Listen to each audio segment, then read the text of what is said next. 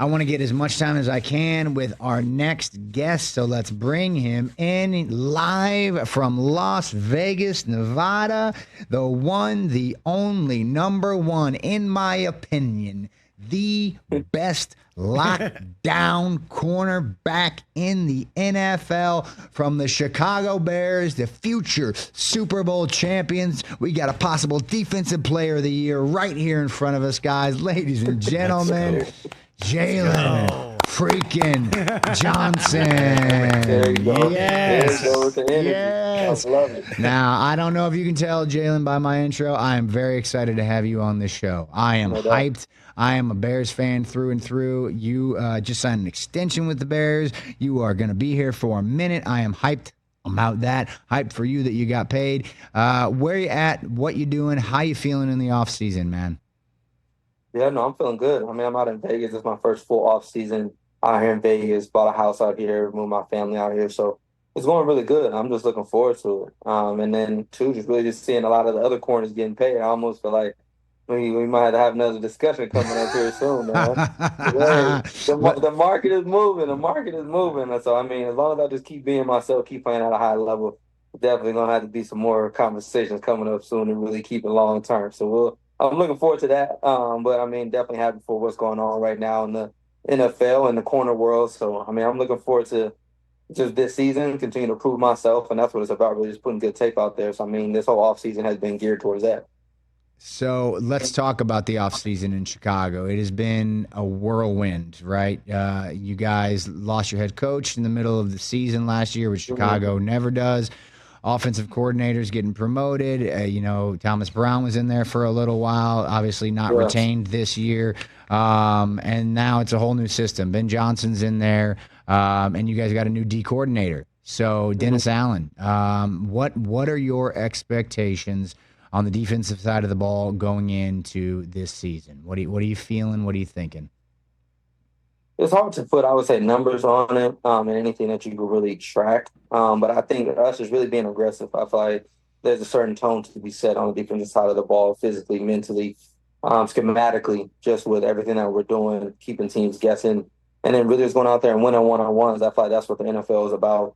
You get your opportunities to win one-on-ones, whether it's receiver DBs, whether it's D-line and O-line, linebackers, running backs. Everybody has the opportunities to go and win their one-on-one. So I feel like if we do that more than the offense, I think it'll be a really good season for us. And then we just got to continue to attack, keep teams uncomfortable and not really know what we're going to do. And then even when they do know, we got to win and we got to step up. So, I mean, just really just being aggressive and then executing.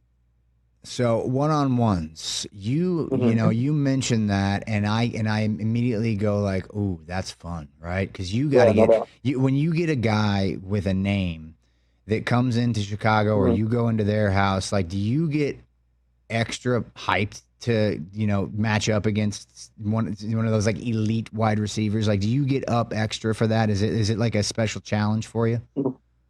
Yeah, for sure. It's crazy because like I've been doing it. A lot of guys say really their whole life, but for me, it's like I've been doing it for a long time. I know when I play like travel football or travel basketball, I would always look up like the guys who were ranked. And like I know at that time it was a guy I would say by the name of Damon Hart. He was really good. I mean, he was like #1 kid in the country, like 5th grade, 6th grade, things like that. So when we had times to play against that team, it was like, nah, I want to prove why I'm as good as him or why I can hang with a guy like that. So, I mean, I would take it really serious as far as trying to guard those guys, lock those guys down, take them completely out the game. That was something I've really been doing in basketball, football, really my whole life. So, I mean, now when I get the Justin Jeffersons, I get the Jamar Chases, I get the A.J. Browns, I get all of those guys, it's one of those things where it's like, I've been doing this legit my whole life since I've been competing in sports, of competing against the best people. I mean, my dad always put me in those environments. My brother always challenged me in that way to go and prove myself to myself first, but also to everybody else that I am one of those guys. So, I mean, this season is just another example, another opportunity for me to continue to do what I've always done my whole life, and that's to go take out #1 guys. That is, so you have been an animal since you were like 10 years old. Is that what you were telling me? Since you were like No, in 100%. fifth grade, you've just been wanting to take dudes out, the top guys. You're on looking at the rankings at that age. I remember Yeah, playing for like sure. No, basketball and baseball. I didn't know none of that, man. I was just out there yeah, no, trying to it have was my fun. dad's fault. Yeah, no, it was my dad's fault. He had this saying that I still like. He likes to say he may look like Tarzan but play like James. So like you gotta go, you gotta really go. 'Cause, I mean, of course, you see those kids that are man child that have veins poking out all their arms and muscles, and it's like you can't just look at him and go, oh dang, he's strong or he's this, he's that. It's like, no, you got to go out there and really test yourself against them and really see how good they are. So it's like there's guys where, of course, you definitely have respect for them. You definitely know that they play at a high level, but you can't go into it thinking about that. You got to go into it thinking, nah, I got to really see if he's like that and make him really earn that between me and him. Because I mean, a lot of times too, you'll see the film is, oh dang, he's killing this dude, killing that dude, but it's like that dude's not me. So I think for me, that's just kind of how I look at it. Every opportunity I get to go in there and really test him and test myself. Do you have one? Do you have like your guy? Like, who's your favorite guy to match up against right now in the NFL? Like, who's your toughest challenge? You know, who's your rival? I mean, naturally, it would be Justin Jefferson and Lee, things like that. But I would say, honestly, AJ Brown, I've had some good battles with him. I love the one we had. I think it was in 2022. So I would probably say AJ, Devontae always. Even Calvin Ridley, I love going against him. Mike Evans is a dog. AJ Brown is a dog. I faced Jamar when he was a rookie, so I'm looking forward to that again Nice. this year. But really, I mean, I like all the top guys. I mean, I can really list them all. I feel like I've faced the Yeah, majority of all of them. yeah. So I definitely like what they bring to the game. It's not too many receivers I can say, oh, he plays like him and he does it like this guy. But everybody's kind of different and everybody's a dog in their own way and is very, very productive. So I got to ask you this. My opinion, and I gave you a hefty intro right out of the gate, and I Yeah. believe all of it. I believe everything that comes out of my mouth when it talks to you. I think you are one of the most underappreciated dudes, not just in your 100%. position, but in the entire NFL. I Yeah, no firmly doubt. believe that. Do you feel that way? And if so, do you feel like there's a chip on your shoulder that allows you to work that, just go that little extra bit to take you to the next level? Yeah, 100%. And it's crazy because for me, I didn't grow up in a big city. I grew up in Fresno, California. And people call it the armpit of California and things like that. But for me, it's like always having to prove myself. Even like I said, growing up, always having to prove myself, being from a small city, going to Utah, being from a smaller school, having to prove myself in college, coming to the Bears, not being a winning team. Organization is looked at as the bad news Bears. We're losing, coaches are firing. I mean, drama, quarterbacks, and on any which thing you can think of, I feel like I've been in it with the Chicago Bears. So I think for me, just always proving myself despite my circumstances, despite where I'm at and what's going on around me. But I definitely feel like it's one of those things where I'm used to it. I embrace it. I can't say I enjoy it because I don't enjoy being disrespected in that way because I know I'm a high level player and I'm a top guy in my position and in this league in all positions. So I think for me, it's just continue to go out there and compete again. I can only control what I can control, and I've been doing that for 5 years, going on 6 now. So again, my focus is on just dominating, keeping what people have to say about me, keeping what people are saying about the Bears and things like that in mind, and my training and my preparation. So all of what I'm doing is just really gearing up to change that narrative for myself and for Chicago. Yeah. So speaking of narrative changing, we are entering a new era in Chicago, Hmm. which I want to ask about. But what I'm kind of curious about first is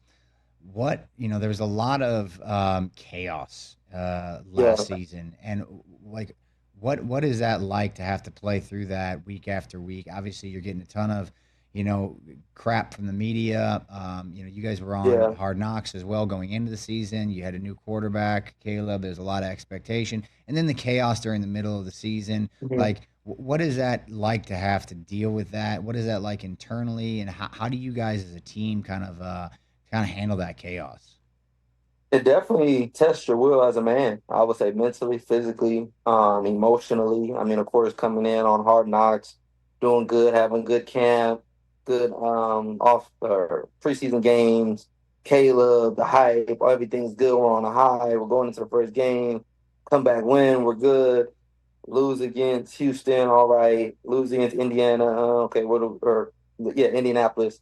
What are we going to do? We end up turning around and get to 4-2, and then the Hail Mary is like, okay, it's not a big deal, but okay, let's push through. And we never really not even had the opportunity. We never came together to push through, and it went downhill for us really quick. And I feel like just top to bottom, we weren't what and who we needed to be. And I think really just opportunities like that really let you know who you are as a man individually, and then who you are as a team. And I don't feel like I myself showed up the best way I should have and could have.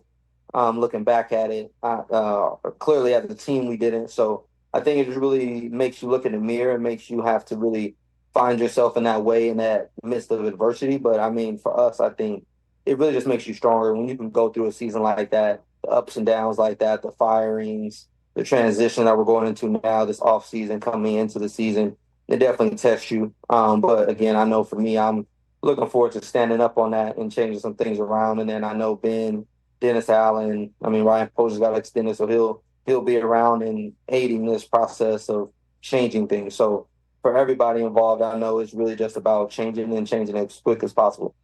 Well, I am optimistic personally. I Yeah, am no doubt. very, very excited. And one of the things that I have been very excited about is Caleb Williams. I think Caleb is fantastic. I think he had a really good rookie year.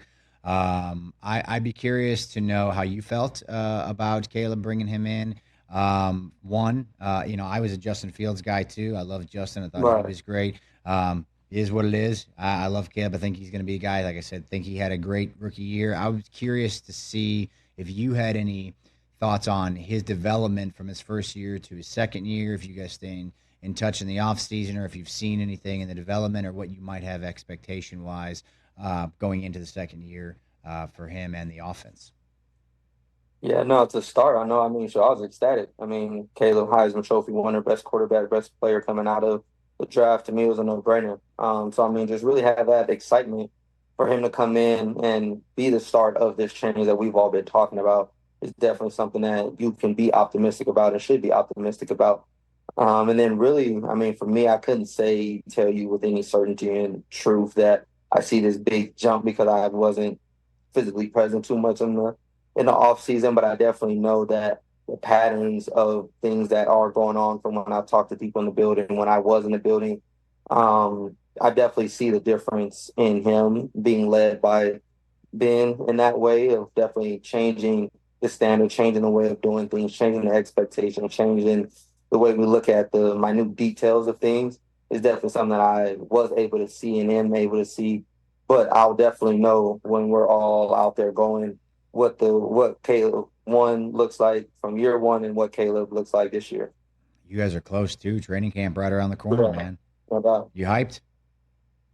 Yeah, for me, the hype goes down more and more as I get higher and higher in age. So, for me, it's just a part of it going out there, just getting my body where it needs to go and just really being prepared for week one. I appreciate that. But boys, you got any thoughts, any questions for Jaylen out here?